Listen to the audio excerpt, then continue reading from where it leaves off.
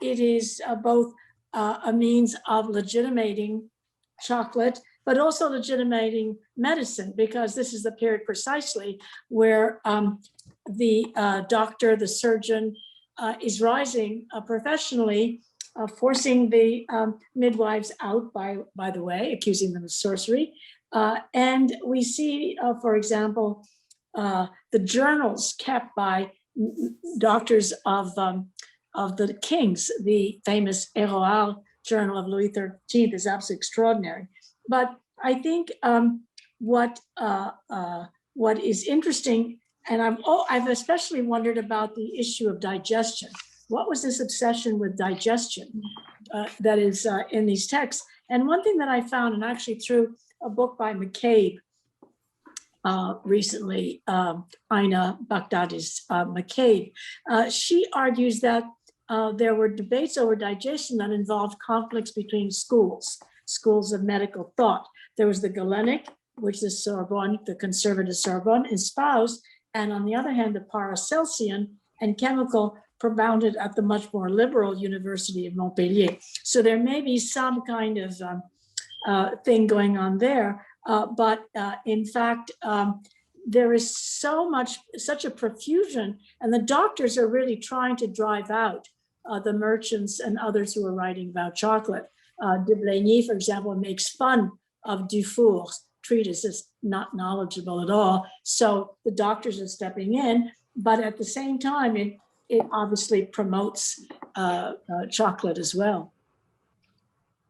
Thank you, Donna. I have a question for Valerie. Valerie, I wanted to give you a chance to talk about those connections with the present that you wanted to talk about, but I also wanted just to tell you how fascinating I thought your elaboration of this possible different epistemology was. I mean, I thought that was really brilliant in the paper, and your use of the possibility of some memory of the Dikenga and of this spiritual cosmogram. So I'd like to hear more about the Dikenga and about the what you see as these opposite or these different epistemologies that have a very different relationship to both commodities and aesthetics, and also to talk about how this connects with the present. Anywhere you want to dive in.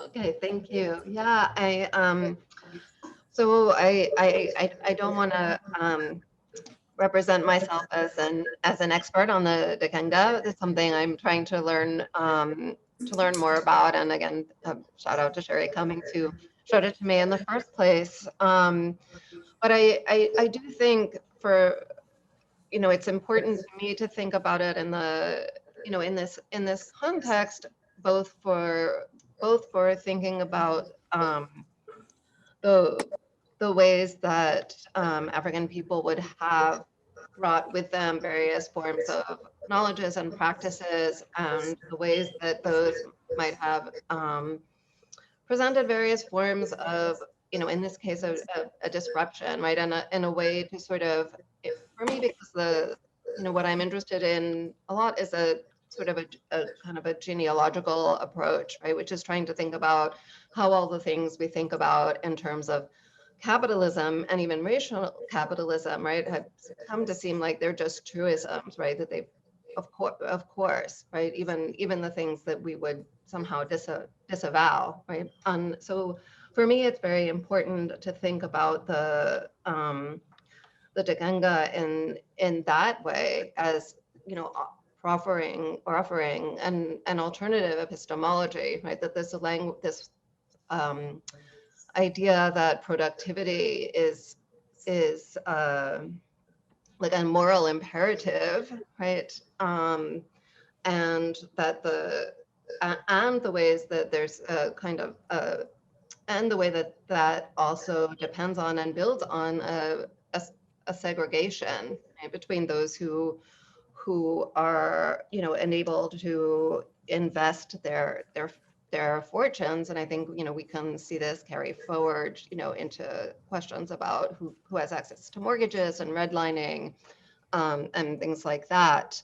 And I was the other thing I was a couple of other things I was going to mention, one was the this comes from an article by Chris Manjapra about the British Slavery Abolition Act of 1833. And I think many of us know that the slave owners were actually paid, right? When the slaves were emancipated, they were paid for the property that they were, that they were losing.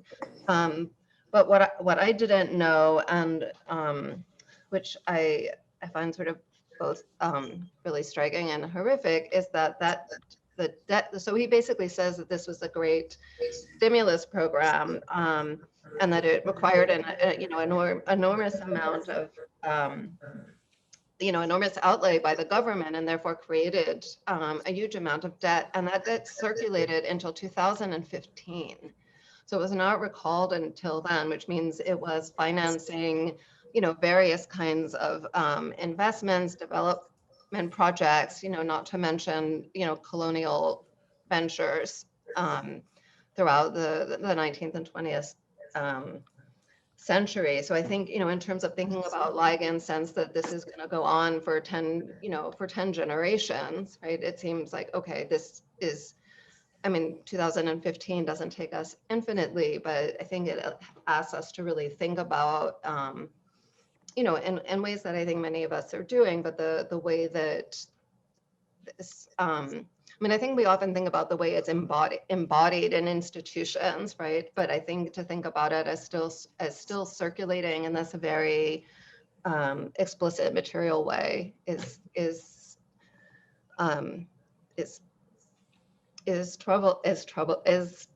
troubling, and I think also offers us points of contemporary points of action and resistance. That's really important, and thank you for making that connection, which is something to conjure with. Dom is going to answer the next question from the chat live. Yeah, but I'd like to ask Valerie a question. Okay. I was very intrigued by the whole Dikenga belief system, and I noticed your chart came from the Virginia Museum of the Arts.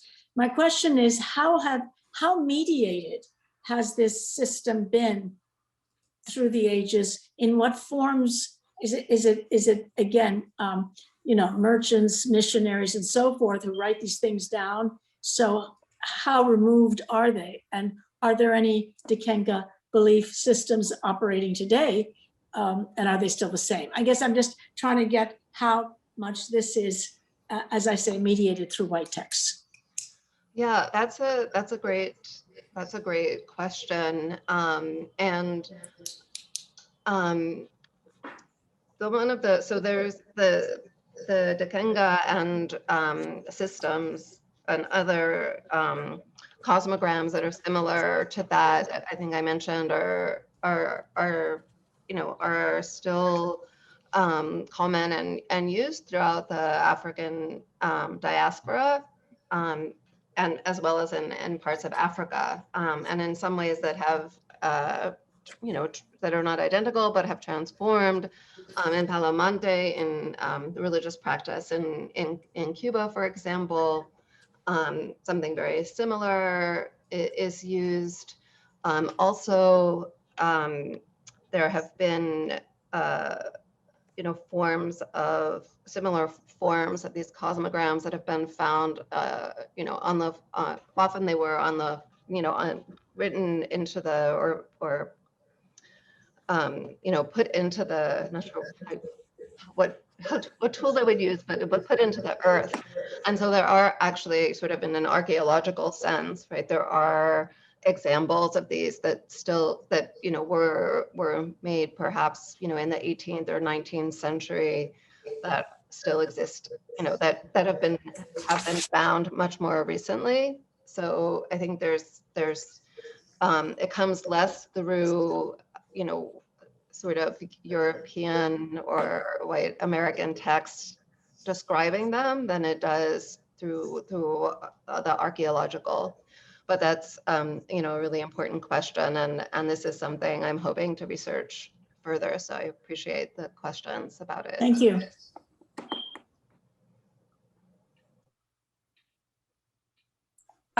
There's another question for Domna in the chat or in the Q&A. Are there any regional or religious differences in the French reception of chocolate as either a beneficial, desirable, or dangerous, undesirable substance? I mean, is there something different about the French versus, say, you know, English, Italian, German reception of chocolate? Well, again, you have the missionaries and these Jesuit missionaries who are really running all over the 10 Caribbean islands. I don't know much about, so to speak, the other islands, the British and so forth. I think what in my research, what I found, and obviously the person to consult here is Sue Peabody, because she has worked on the different denominations, as it were. In my research, what I did discover, and that is, you know, the Jesuits are the greedy ones and unscrupulous ones. The Capucines seem to have the most reluctance to enslave. So there are, I think, one would have to, you know, sort of study the text a little bit more, but that is my impression, and that nobody, I mean, the Jesuits don't want to pay to the Capucines, who are always complaining about the exploitation of the Black Africans. So I think there is some difference. I wanted to mention, I found one I think it's the only one that I've ever found, of a wholesale condemnation of slavery by a Spanish priest named Epiphanius, which is an interesting term in itself. First name, de Moirans, Moirans. And he's referred to in another one of these relations, where they say, well, you know, these missionaries are condemning slavery, and they gave me a copy of the text. And well, what happens is actually the papacy shuts it down. They receive it and never disseminate the condemnation. So he's just a fascinating outlier, if you will, against the much more tricky position of, as I was trying to describe, of the other missionaries who wanted to, both ways, to pretend to evangelize and to save souls and engage fully in slaving. I want to pull Eric into the conversation, and calling all Miltonists out there, or you know, we've got quite a few heavy hitters here. I'm wondering about this way you think that somehow Milton is, what is it? You said that somehow he almost condemns but doesn't, or sees this empire and sovereignty as necessary evils. And okay, we have a Milton question from Faisal Mohammed. I'm going to let Faisal, please.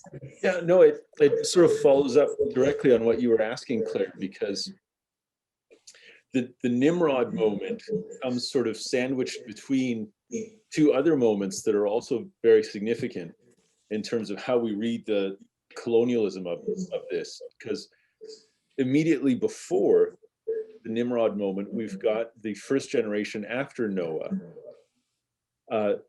living about as well as fallen humanity ever does, you know, cultivating the earth, still fearing God.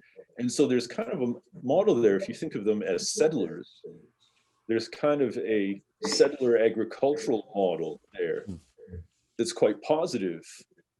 And then you've got the Nimrod moment, which is cast as quite negative. And I think the association with Spanish mining in the Americas, I think is certainly there. But then of course, Michael, in agreeing with Adam, saying, you know, yes, you're right, to call Nimrod the execrable son, then immediately says, except sometimes people really do deserve to be deprived of liberty, and he gets into the curse of Ham, which is then used as a justification of slavery. So I mean, if you sort of take those various pieces and think of them all together, I'm wondering how they fit into the picture that you're painting of them. Yeah, I'm actually really interested. I guess I can pick up on that last bit. I think you're absolutely right about, I don't know, I guess Nimrod is kind of the reconstitution of politics as such, if you want to put it that way, after the fall, after paternal rule. And it is an unhappy story and then a necessary one. But I'm particularly interested in what to do. And I'm not sure yet. And I wonder if I kind of have the sense that Milton maybe wasn't sure what to do with it, because that particular episode is so weird. You know, when Adam says, what's he going to eat up there in the Tower of Babel? You know, the focus on the body is so weird there. But I think that's useful for me to think about, you know, Nimrod is the grandson of Ham. His grandson, right? Not great grandson. It's Ham, Cush, Nimrod, I believe. And I think that I'm really interested in. How is Nimrod a different kind of, how is he related to the curse of Ham? And how is the Tower of Babel myth related to that? I'll just note, I think Josephus is important for that question. Josephus says some really interesting things, of course, about the identity of Nimrod as, in part, the grandson of Ham. But going, because of this project, the detail that I found so weird and fascinating, and I have to dwell on it some more, is Josephus talks about how Nimrod used bitumen to construct the Tower of Babel. And he said it was probably making it watertight. So there's a weird way in which I'm fascinated by that, as kind of this Josephus negotiating probably his awareness of Roman aqueduct building and then applying it to the Tower of Babel. But what that means for Milton's imagination and the weirdness of that moment, the political weirdness channeled into this weird physiological register in Adam's mind. So I'm curious about all of that, and I'm not sure what to do with it yet. That's great. Thanks, Eric. You know, we have gone quite a bit over time. I'm wondering if it would be all right if we, instead of starting up at 2, maybe wait till 5 minutes past 2 at least to start our next session with Herman Bennett and also John Donoghue. So see you back in maybe 5 to 10 minutes. All right. Thanks, everyone. And thanks to our presenters on this panel. Brilliant. Thank you so much, Valerie, Eric, and Donald.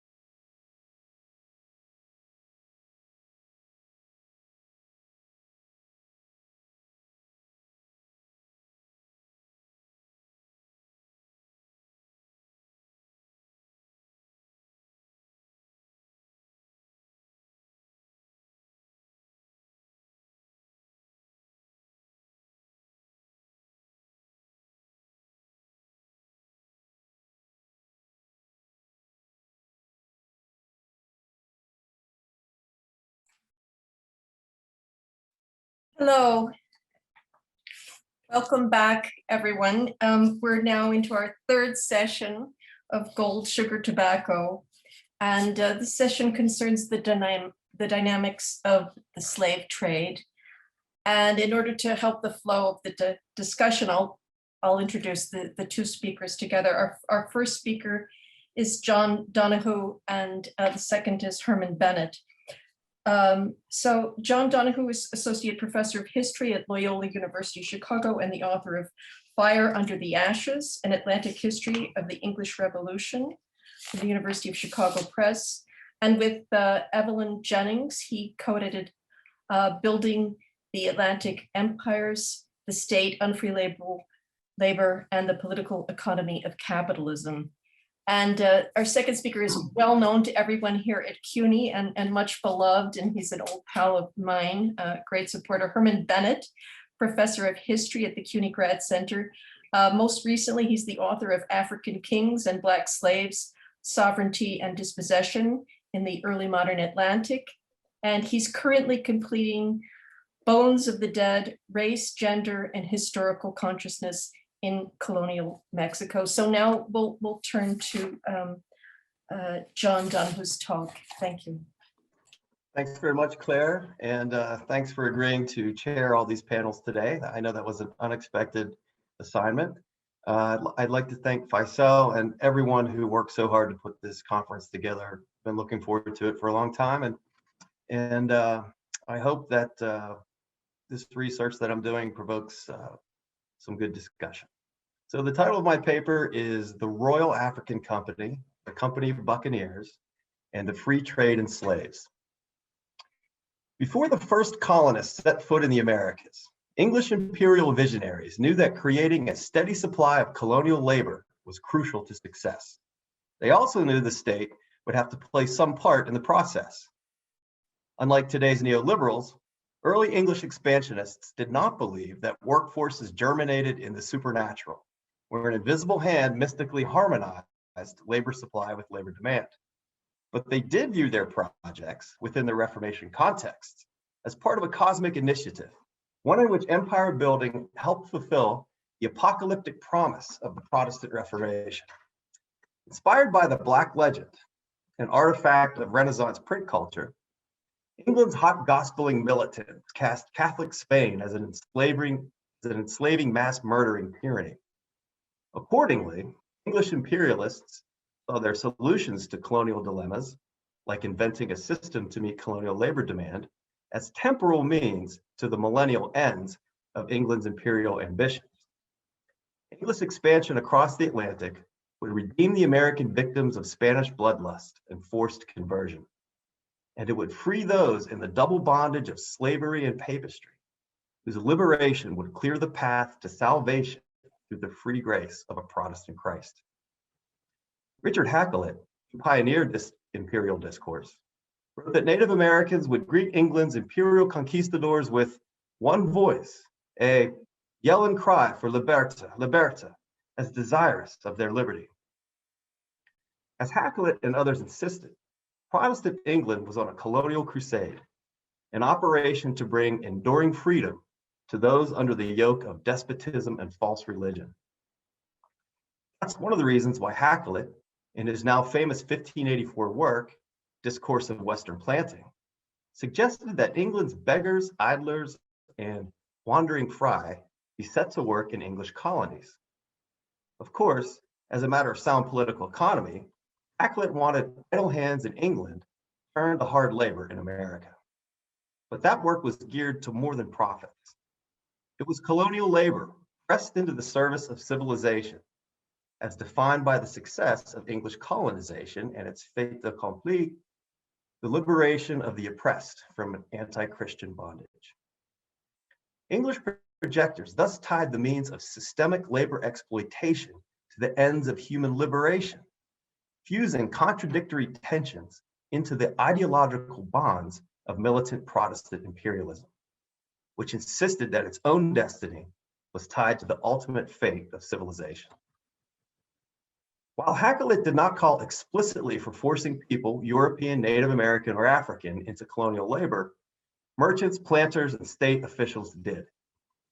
In the early 17th century, the English actually invented a form of unfree colonial labor, chattel servitude. Merchants and planters also engaged in joint ventures with ship captains, private merchants, merchant companies, and importantly, the state, to create a transatlantic servant trade that relied heavily on force and fraud to get young people aboard ships bound for plantation colonies. For various reasons, the servant trade failed to meet labor demands in the Chesapeake, the Carolina Low Country, and the Caribbean. England met the challenge in the second half of the 17th century by following Spain's lead in adopting racial slavery, another colonial innovation in unfree labor that led to an additional problem in English political economy: how to structure the transatlantic slave trade to meet the growing demand for plantation labor, a challenge the English, Dutch, and French met through yet another early modern innovation, the joint stock company.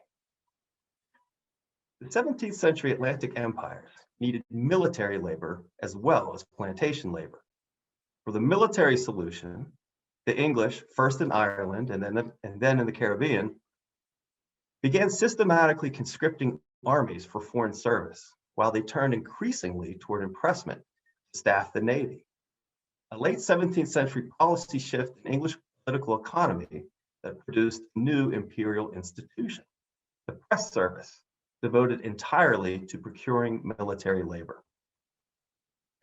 A good chunk of my earlier scholarship focused on these subjects, to wit, how early English political economy, in policy as well as in ideology, responded in novel ways to meet the demand for unfree plantation and imperial military labor.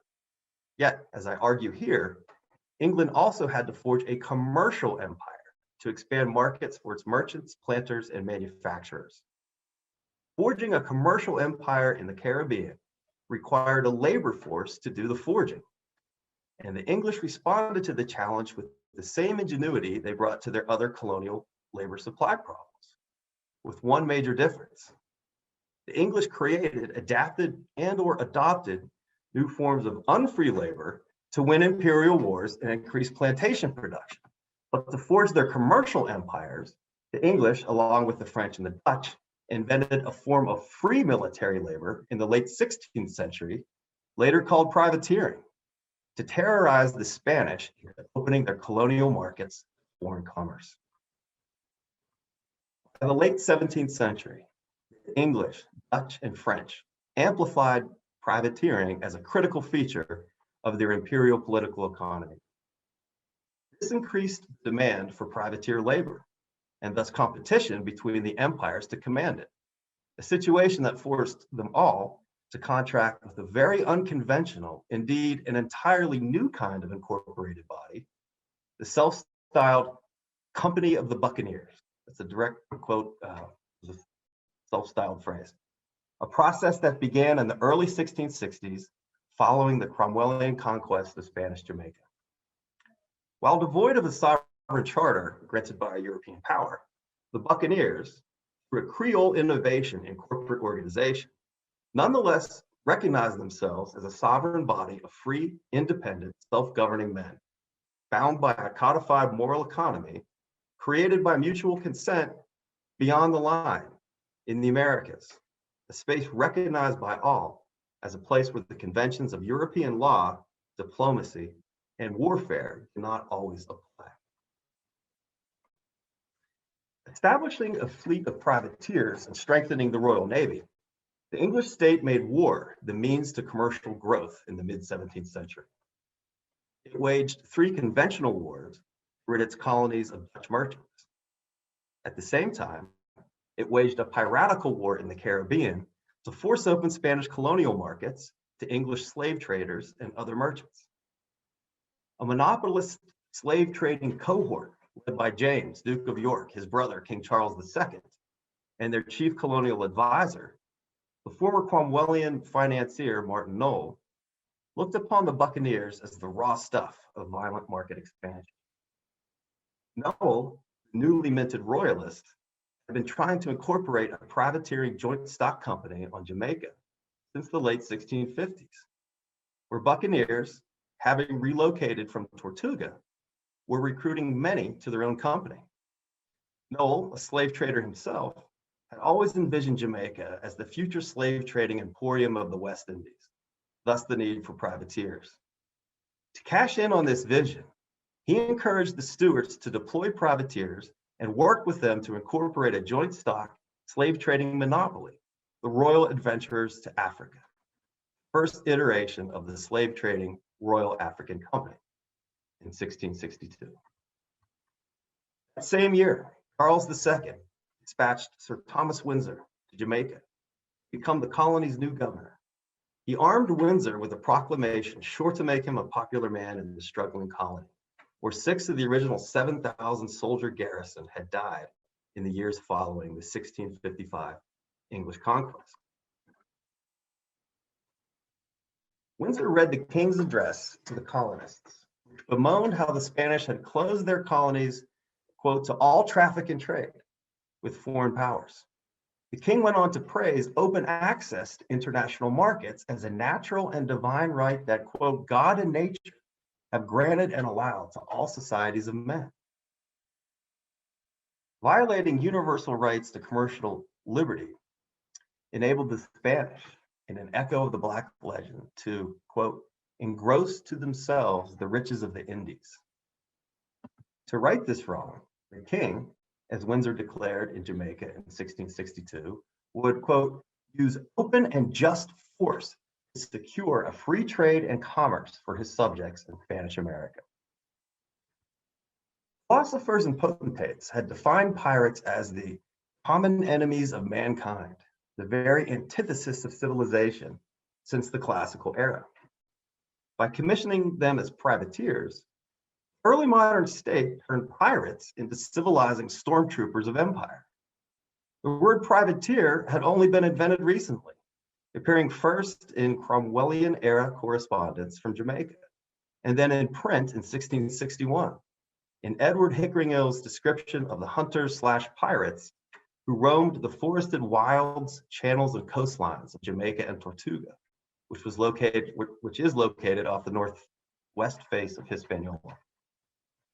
Hickeringill, himself an old soldier, thought the buccaneers of Jamaica and Tortuga would make the best privateers, and he was right. And the crown, in line with his advice, turned to this body of men and thousands of others who, only a few years before, revolted on Jamaica, joined them. In 1657 and 1659, the sick, ragged, ill-fed, unpaid, and unruly conscripts serving in Jamaica's army garrison mutinied. They demanded discharges and new commissions as privateers, which appealed to the soldiers as a form of free, profit-sharing labor, much more lucrative than wage labor. Although the army brass suppressed these mutinies, the allure of privateering continued. As Windsor's predecessor, Edward D'Oyley, observed in his journal, the privateers drew off servants, runaway slaves, AWOL soldiers, impressed sailors, and debtors, seeking to avoid repaying their debts through court-mandated plantation servitude. The pirate's life offered better food, more liquor, and adventure in the place of back-breaking tedium. It also guaranteed freedom to those who had been denied it. As long as a pirate remained part of the company, he could maintain his liberty. And as long as the English state was contracting the company for its services against the Spanish, a Jamaican pirate could expect to plunder and pillage on the Spanish main with impunity. That's exactly what King Charles II's 1662 proclamation offered the disbanded soldiers of Jamaica. He further incentivized the privateering offer in the form of a royal donation to the disbanded army, although it all came with a catch. According to the king's proclamation, the royal grant should be, quote, converted into instruments for plundering and other goods, wares, wearing apparel, working tools, and 300 Negroes that are undertaken to be delivered in 10 months from the royal company trading into Africa. Here, the crown expected the veterans to take their share of the donation, not as back pay, but to buy weapons for plundering, clothes, farming instruments, and slaves from the crown and its monopoly. The soldiers never got their arrears. while Charles II laundered the soldiers' donation to profit from slave trading in Jamaica and to fund a pirate base on Jamaica to fight England's way into the Spanish slave trading market. The king also used the slaves as a species of capital to lure the veterans come pirates back to settle on underpopulated Jamaica after their stint as pirates. But very few who joined the company of the buccaneers bought slaves with their donation share, if in the unlikely event they even received it. Fewer still left the company to become small farmers, who often fell into debt peonage. The crown wanted a workforce of temporary pirates to break open the Spanish-American slave trade. What they got was a workforce of former forced laborers determined to remain pirates and thus at liberty. The company of buccaneers rose to fame over the course of the 1660s in campaigns on the Spanish Main that killed thousands of soldiers, settlers, and slaves, devastated Spanish shipping, destroyed towns and fortifications, and wrenched gold, silver, and enslaved Africans, all worth close to £500,000 sterling, out of Spanish America and into English Jamaica. Like slave masters and officers in the imperial military, pirates preferred terrorism as a means for gathering intelligence. The main concern for pirates, obviously, being the whereabouts of hidden treasure. Terrorism of this sort became a crucial part of English political economy, a colonial technology that opened markets for the transatlantic slave trade, a system entirely dependent on terrorism to function. The buccaneers wasted away the booty born from torture in the brothels of Port Royal. Planters, merchants, and shopkeepers, a set that included a sizable number of women who had taken stakes in privateering expeditions, parlayed their shares into future business opportunities linked to slave trading, sugar planting, rum distilling, and liquor retail. Jamaican privateering had a short 2-year honeymoon with the royal family and other English and Jamaican slave traders, who changed course in the mid-1660s, shifting their open support for the buccaneers to a more diplomatic approach, publicly decrying privateering to appease the Spanish, even as they privately benefited from it. For example, Charles II imprisoned the buccaneer commander Henry Morgan to appease the Spanish before knighting him and sending him back to Jamaica as the colony's new lieutenant governor. By that time, however, the 1670 Treaty of Madrid had ended the war while opening the door to English slave trading in Spanish-American markets via the reconstituted Royal African Company's new slave trading emporium on Jamaica. But the Spanish were not persuaded to do so by militant Protestant thunderings or enlightened discourses on commercial liberty, let alone the ostensible attractions of English civilization. Instead, the state called up the buccaneers to kick in the figurative door, blocking English access to the Spanish-American slave market. Having contracted with the privateers to make Spanish America safe for his slave trading monopoly, Charles II gave Morgan, whose piratical exploits against the Spanish made him a national hero, a new job as lieutenant governor, cracking down on independent slave traders the Royal African Company called pirates, but who in turn viewed the RAC's monopoly as a monstrous affront to English commercial liberty. And here I will conclude.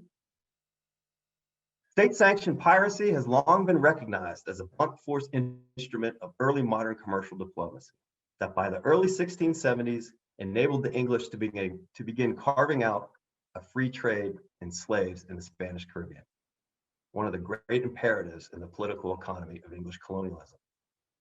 Scholars have also recognized privateering's part in facilitating intercolonial trade and its emergence as a referent for early modern discourses of commercial liberty, particularly in the 1680s and 1690s, a period outside the scope of this paper. But as I have demonstrated here, turning a commercial ambition, which the English cast as a natural right, into a slave trading empire was contingent on the successful mobilization of military labor. In the 17th century Caribbean, such labor at a historically high level of demand had to be extracted from recalcitrant men, former soldiers, servants, slaves, and sailors. After securing or demanding their freedom through flight, mutiny, and revolt, this set of unruly outcasts, having formed themselves into the company of buccaneers, resisted compulsory work as a matter of principle. They could not defend that principle as individuals, but they could and did defend it as a self-governing democratic company, parlaying their strength in numbers into profit sharing opportunities for themselves, activities that made them, however unintentionally, the terrorist Marines of the Royal African Company. England's early political economy proved resilient enough to contain the contradictions, which made the freedom of buccaneers, like English commercial liberty itself, dependent on the exploitation of African lives.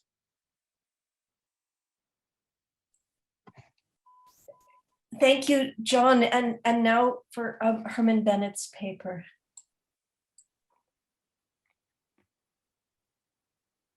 Let's see. I think, John, you need to stop your video. Oh, sure. Sorry about that.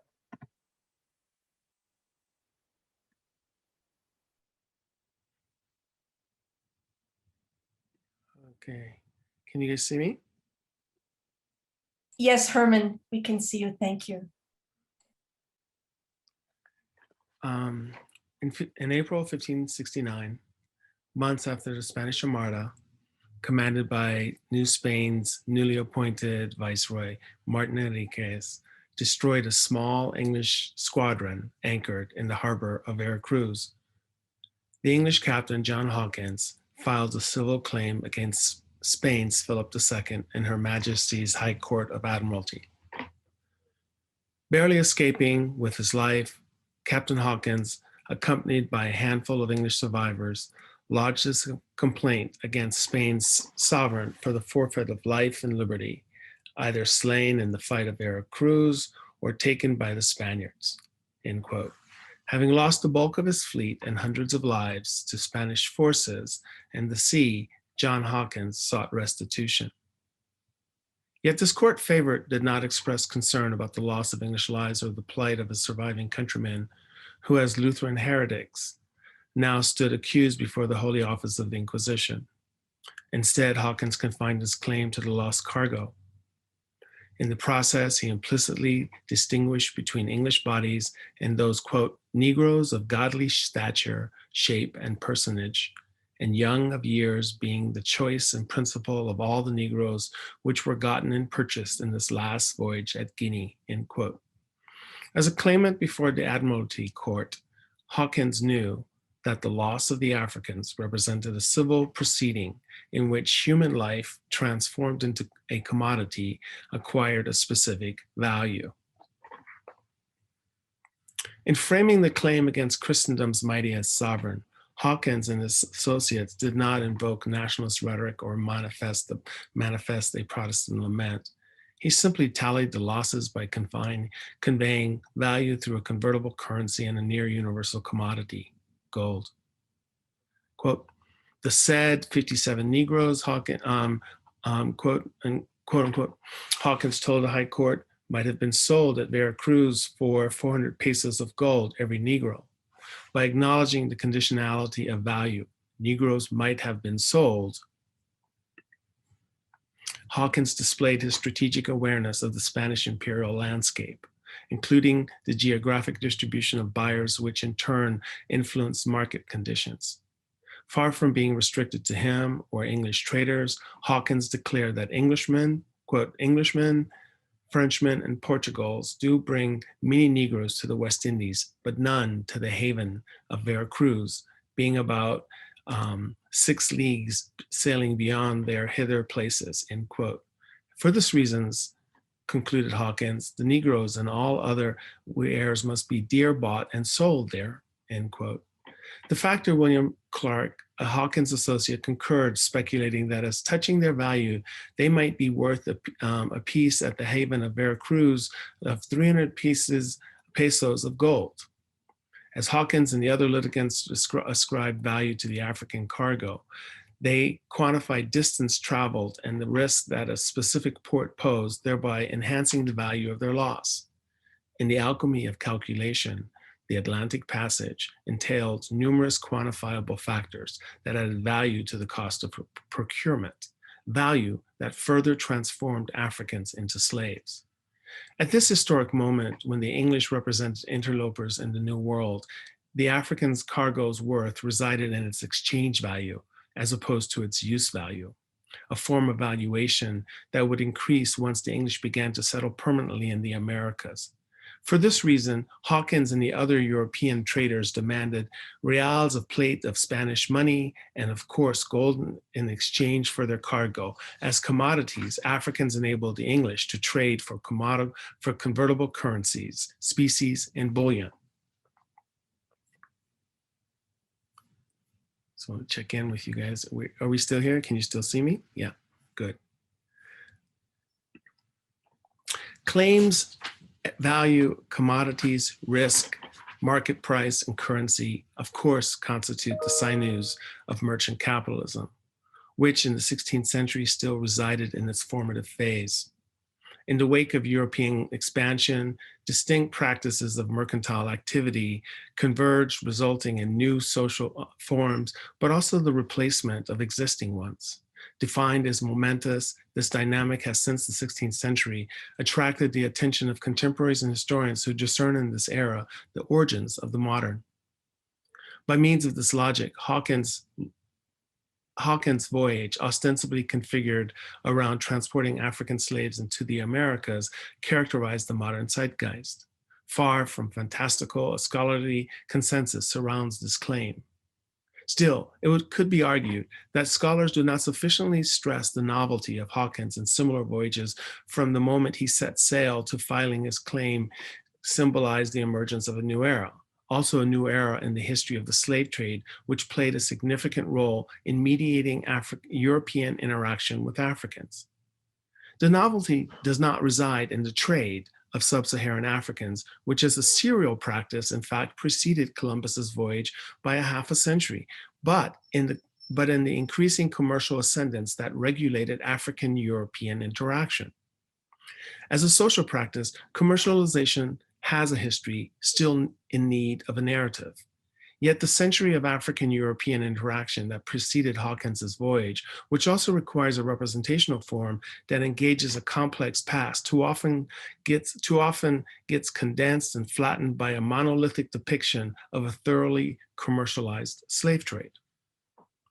Within the moment and register that we now inhabit, economic life constitutes a distinct realm from other forms of social life. In form, or in short, the economy and its constituent elements, the market and commodities, trade and trading relations, property and private life, appear as historical givens. But the representation of a distinct entity identified as the economic belies the historical dynamic whereby this phenomenon was distinguished from and eventually triumphed over the realms of social life. It is this triumph that is brilliantly captured and described in the histories of North American and US slavery, but it also poses a problem for those of us who think and write about earlier incarnations of slavery. Slavery has a history. At once obvious, the implications of the statement are often overlooked in scholarly discussions and our discussions of slavery.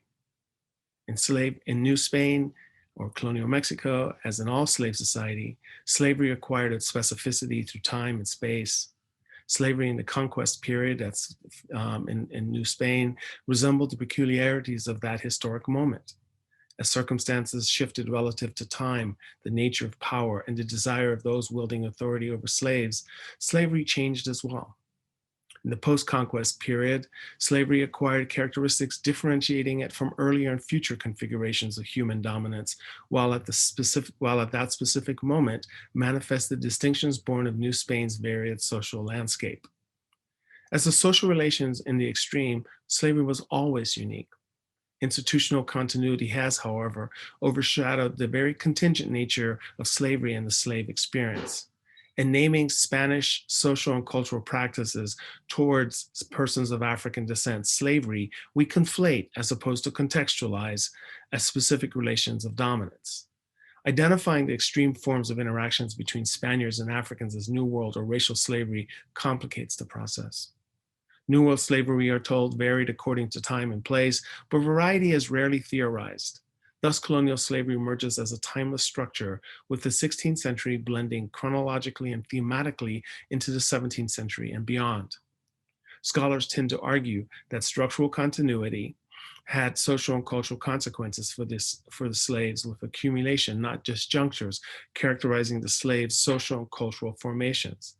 17th century slaves, though representative of a distinct temporal and cultural moment, allegedly shared and then elaborated on the legacy of 16th century arrivals.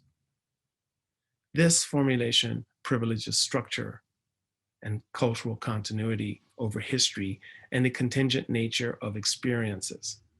But the German political philosopher Karl Marx challenged this formulation when asking, quote, what is a Negro slave? The Negro slave, he concluded, was a man of the Black race. He only becomes a slave in certain relations, end quote. Here in Wage, Labor, and Capital, Marx, of course, views slaves as a form of capital, whereby the slave as a commodity embodies use and exchange value, while also representing labor and, quote, a means to production. Slaves and thereby slavery continually had to be made. But even Marx's framing is decidedly mature modern and quite removed from the earlier incarnations of slavery and slaves as commodities.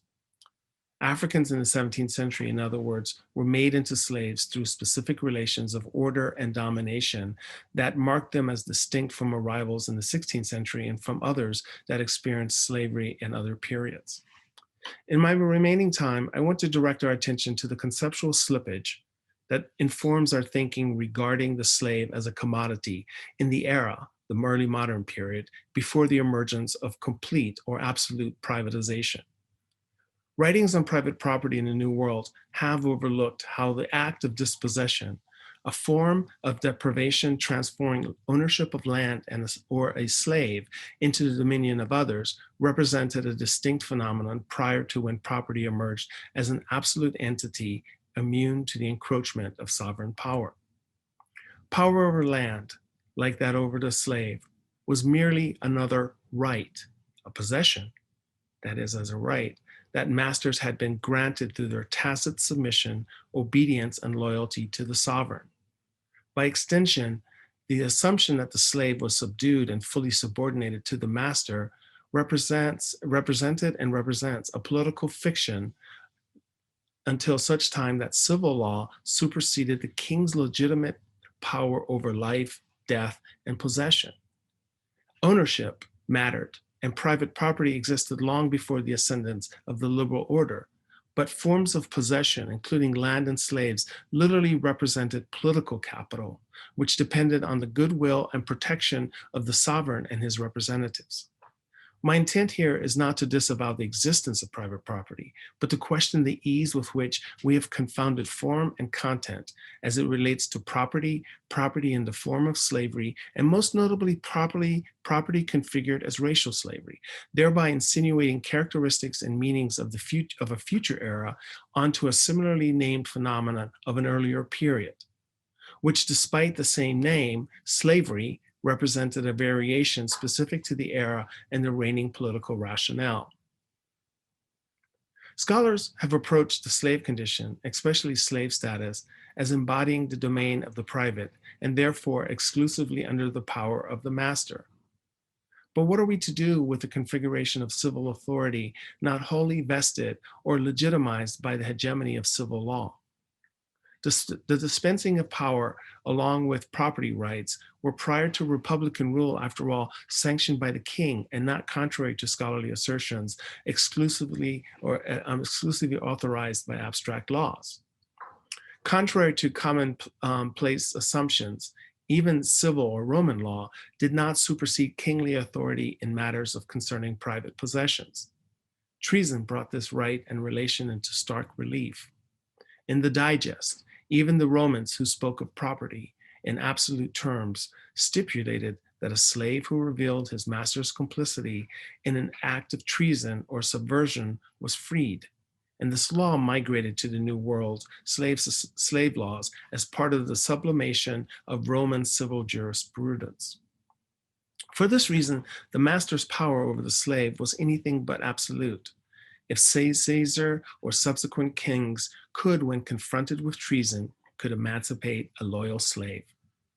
The power to act in this manner underscores more than a reward for the slave who discerned where real power was vested while testifying to a slave's loyalty to sovereign authority. It also speaks directly to the limits of privacy and the fiction of absolute mastery, an invention of theorists and scholars who have casually ascribed absolute authority to the owners of slaves. The slave was and simultaneously was not the master's instrument, a vessel that could be employed in any manner that the owner's will determined. Rather than view this as a potential breach of absolute authority that the enslaved pursue, we might benefit thinking about the limits of the private where authority ultimately resided with the sovereign. This then suggests that the power of the master was far from absolute or totalizing, but more importantly, that the master's power was not fully embodied in and over the slave as a form of chattel and a domain allegedly configured as privacy in the era of royal absolutism. In short, that which was fully private had to await a subsequent era's emergence when laws, not sovereigns, sanctioned ownership. The assertion that slaves, or for that matter, any form of chattel, represented absolute private property, comprises a long-standing myth that still remains largely unquestioned in the histories we write about slavery. At the moment, my interest, however, resides less in what the limits might convey about the power of the master, or for that matter, the authority of the sovereign. What does pique my interest are the implications this phenomenon might have on our thinking of early modern policia or order, in which the economic and political are not yet fully conceived as divisible spheres, which then requires us to theorize the slave as a precarious, ambiguous commodity in the oikos at the center of the polis. Thank you for listening.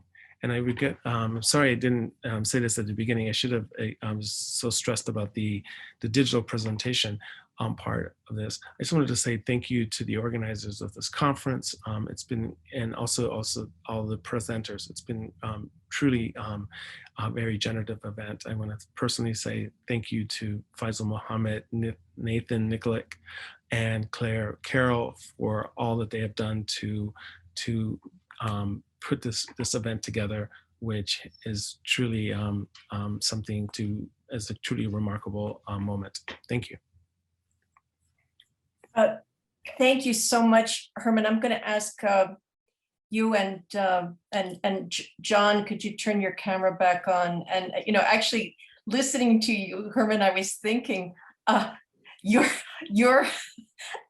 paper should have come first, but in a way, it's much more dramatic coming at this point in after all of these discussions of 17th century conceptions of slavery. And I think you're really challenging us, as you do in your wonderful book, your wonderful recent book. You're really challenging us to think about, trying to create a kind of like an archaeology of slavery, and not to assume continuities, and to challenge ourselves to think of like what was the political status of a slave in the 15th century, in the 16th century, and you identified this moment of Hawkins, which I think is as a kind of like as one of those moments of maybe like a rupture in a kind of like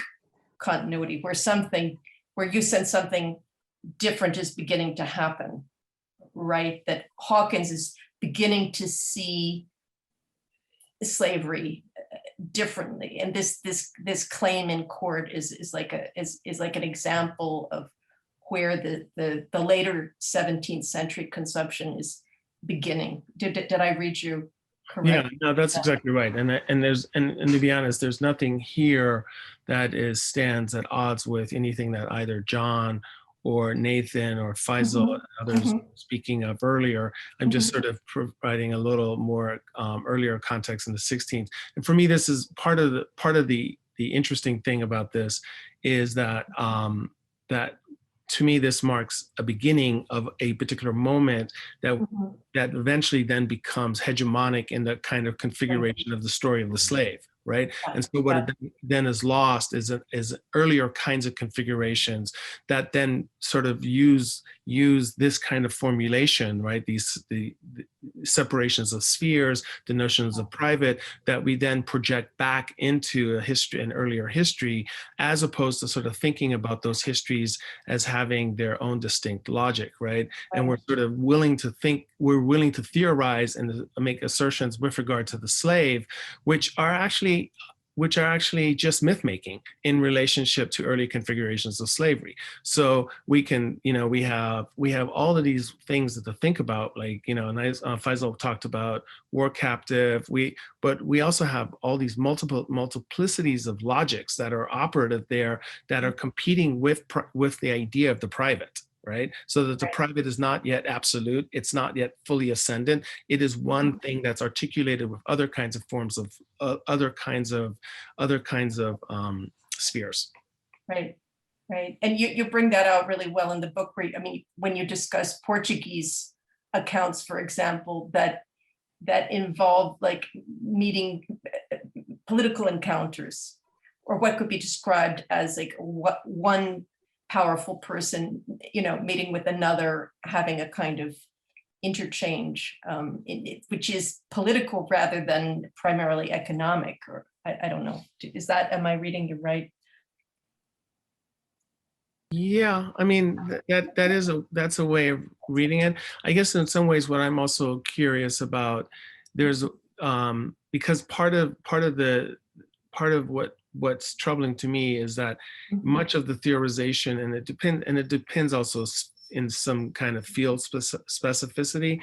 There's a way in which the slave in the primary field that this is being produced in the sense of Latin America, the slavery itself is theorized as an economic system, right? It's not actually seen. It's seen as a form of labor, right? And so part of what this paper was trying to do was to sort of think through, was to begin to sort of say, how can we just only be thinking about this in an economic sense, because that economic sense then becomes the genius for thinking about the private, when in fact there are other ways that we have to actually have a much more layered understanding of the economic that would have been prevailing in 16th, 15th century Iberian world. I want to draw John into the discussion. You've got a question for let's see, from Donna, for John. Can you clarify the differences between privateers, buccaneers, pirates, and the corsairs of the Barbary coast who were said to enslave Christians? What can you help us with this various vocabularies of piracy? I'm glad Donna asked the question, because I didn't make space in my paper to explain those differences, because they might have become the paper itself. Piracy is a very slippery category. Some scholars would really disagree with the way that I frame privateering, sort of in an Augustinian sense, as kind of a legal fiction that simply puts a sovereign stamp on something that we know is piracy, which is maritime board marauding and pillaging. For instance, when the English invaded Jamaica and conquered it, there was no provocation for that. There was no war declared. And the subsequent raids that came from Jamaica, even though they were commissioned by the state, occurred at a point when the English had used military force to sort of barge their way into the Spanish Caribbean to trade slaves. So, St. Augustine made a point in the City of God in chapter 4, where there was a captive pirate brought before him. And in the law, maritime law, sovereigns were granted the power to summarily execute pirates, because they, as common enemies of mankind, had placed themselves outside the bounds of civilization. So before Alexander launched this pirate into eternity, he asked him, what are any last words? And the pirate said, yeah. And not a direct quote, but it was to the effect of, Your Excellency, the difference between you and me is that I steal ships and you steal kingdoms. And Augustine wrote, the pirate's answer was satisfactory, meaning it was ethically satisfying within sort of the Christian philosophy he was developing. So I don't take a legalistic definition of piracy, of privateering, to separate it categorically from piracy. The buccaneers, I talked about them sort of playing with the language of company, which they themselves used in sort of juxtaposition to the Royal African Company. This was a self-fashioned sovereign collective that had its own sort of moral economy, its own ways for distributing wealth, its own political processes, and they, you know, buccaneers recognized each other as brethren and members of the company wherever they were in the Atlantic world and even beyond into the Indian Ocean region. So buccaneers were pirates before they were privateers. Soldiers wanted to become buccaneers before privateering made piratical activity a sovereign function of the state in the mid-17th century. At the same time, privateers with commissions from colonial governors that had been sanctioned by the crown, oftentimes when they left sight of the island, their commissions, which were very specific about what they could do, those went by the wayside. And to seize the main chance, which is a sort of word associated with maritime pillage, to seize the main chance to act as a pirate was often seen as what they had set out to do. Now, just to round this out, Domna also asked about the corsairs in the Mediterranean, the Barbary Pirates, for example. The Barbary Pirates fell into the vocabulary of piracy in many respects in the way the Romans used piracy to define their enemies, who considered themselves sovereign states, but the Romans who wanted that territory considered them illegitimate actors in their plans for expansion.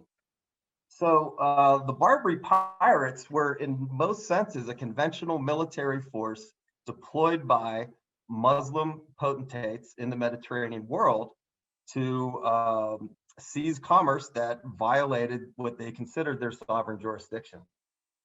So, you know, it's kind of a separate category. It's not really privateering. It's not piracy in the classical sense. It's something in between.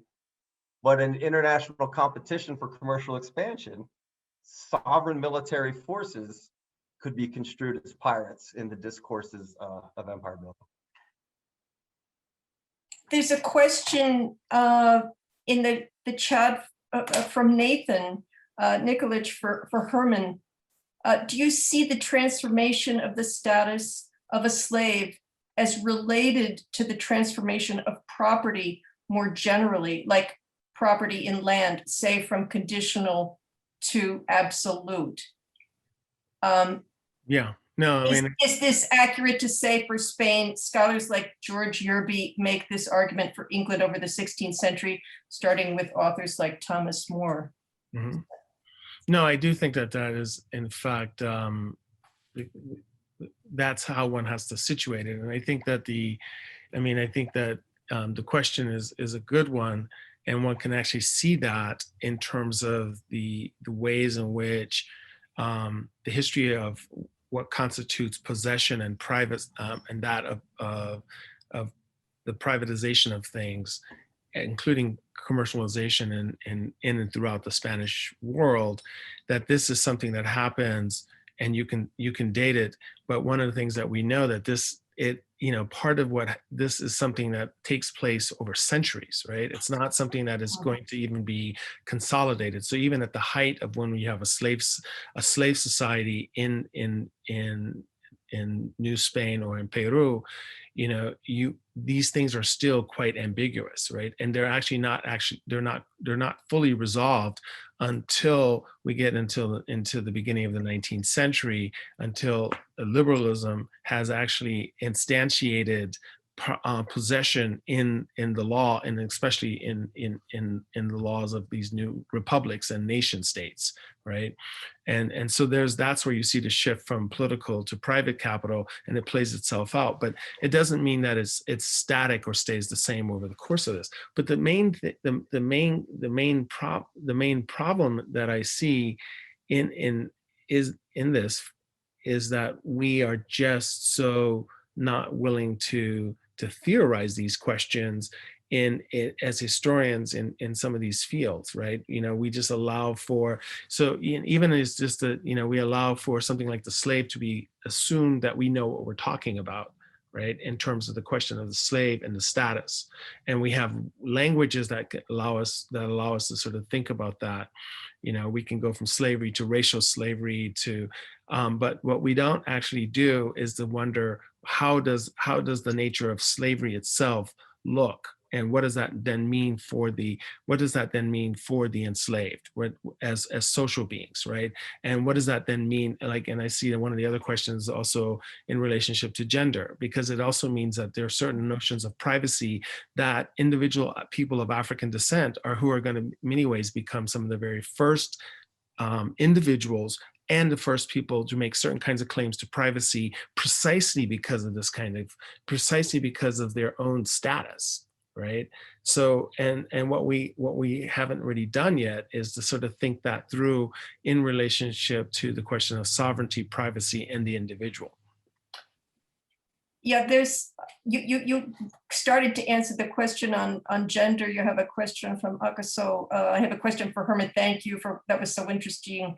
The categories you discussed are relevant for slavery and Islamic history as well, but gender plays an important role too.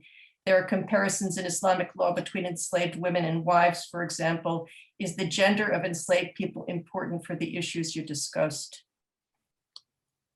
Fundamentally so.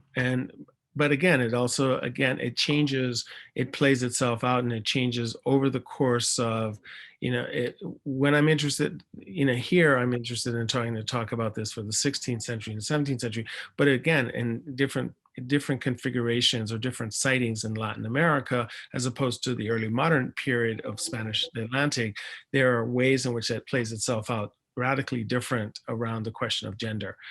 For the 18th century, the kind of claim making on the part of women is really quite is profound, and also recognized by the kind of burgeoning civil law proceedings that happen in the context of Spanish America.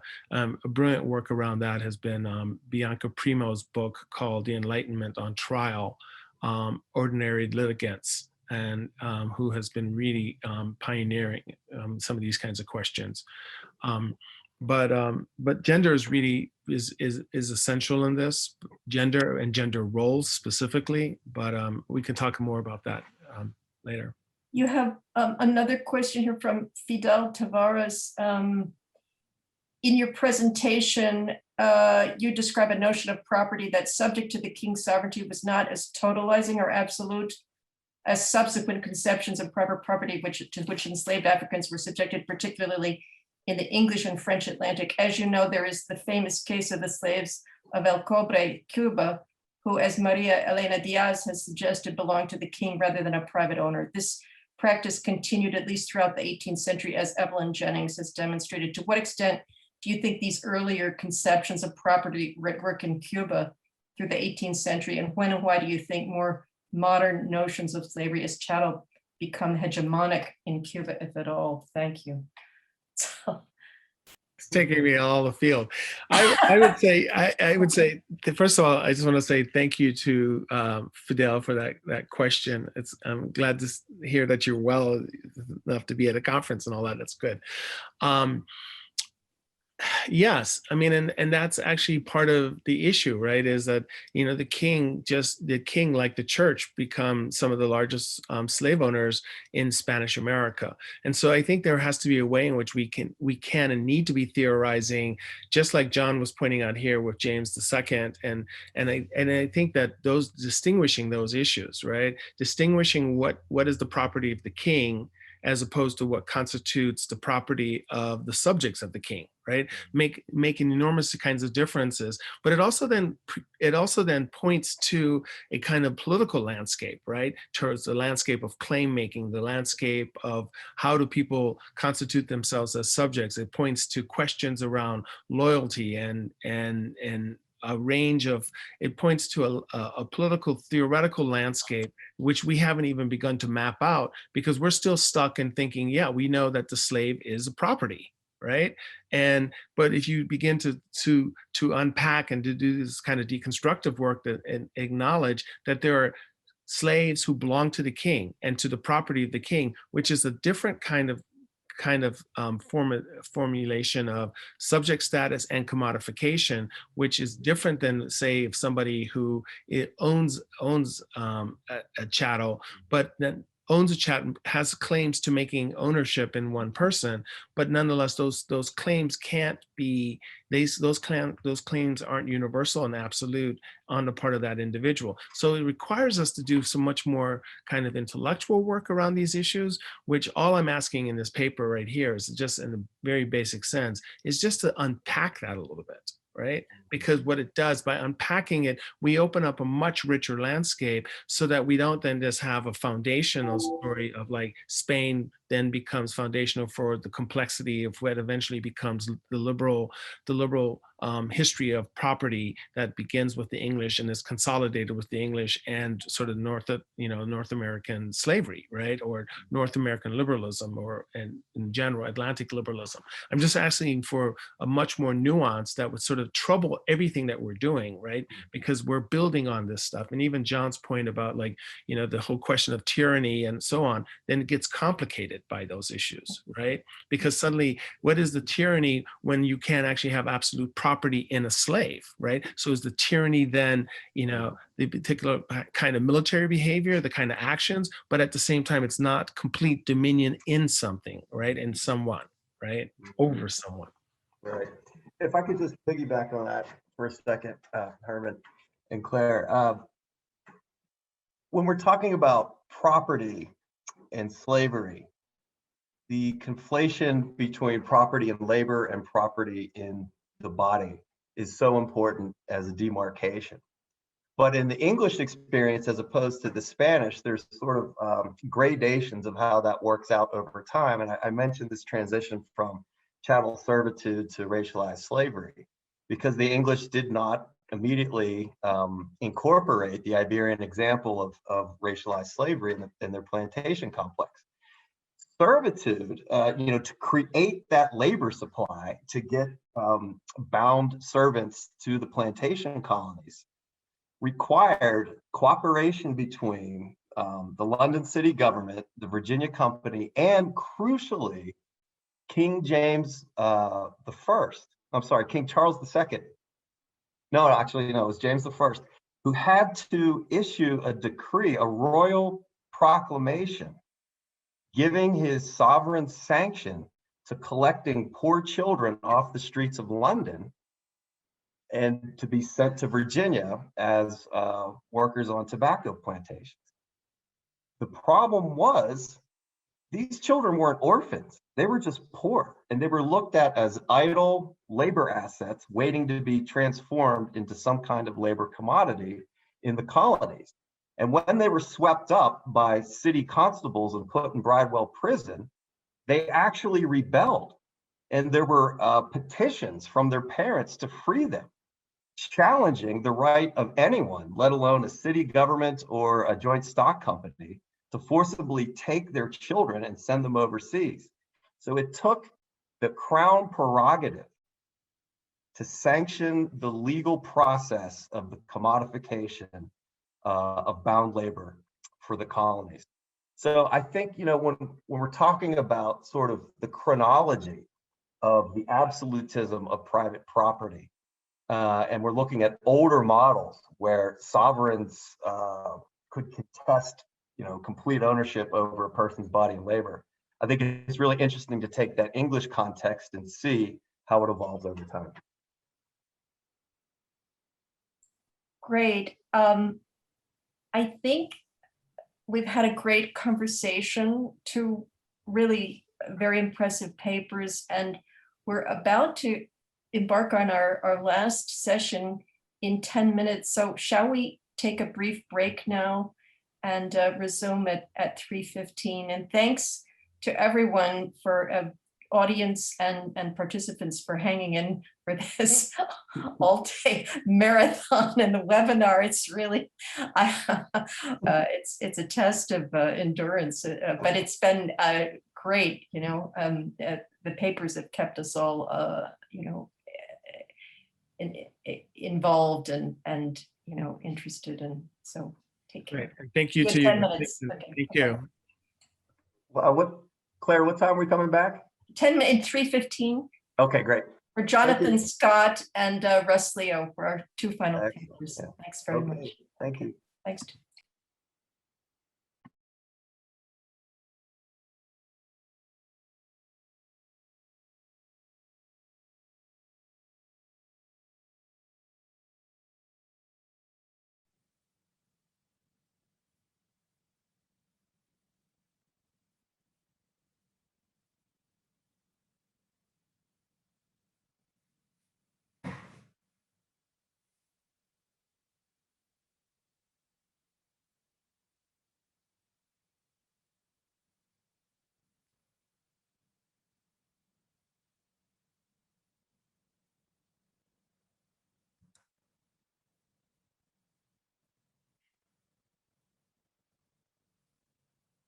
Claire, can you hear me?